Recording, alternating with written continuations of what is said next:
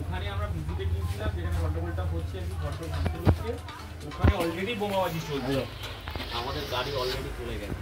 আমি কথা বললাম, আমি তো পাঠালাম, মানে তাড়াহুড়ো করে পাঠালাম, খুব গন্ডগোল হচ্ছে, মানে পুলিশ অলরেডি ওখানটায় অন হয়েছে। আপনার তো দাঁড়িয়ে ছিলেন, তখনই দেখলেন, আমরা খবর পাওয়ার সঙ্গে সঙ্গেই আমরা পাঠিয়ে দিয়েছি।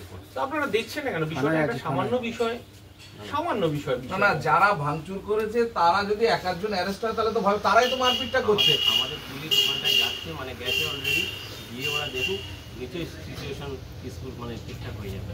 40 ঘন্টা হয়ে গেল ঘটনা ঘটেছে, এখন অ্যারেস্ট হয়নি।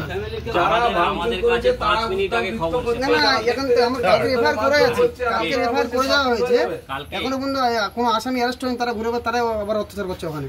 যারাই মারলো ভাঙলো তারাই অত্যাচার করছে। স্যার কালকে ধরেছিলেন, তাদেরকে নাকি আবার ছেড়ে দেওয়া হয়েছে, কি বলবেন? বাড়ি মালিক দাবি করছে, বলতে পারবে কেসের যে আয়ও আছে সেটা বলতে পারবে, ঠিক আছে, কিন্তু কি কেস হয়েছে সেই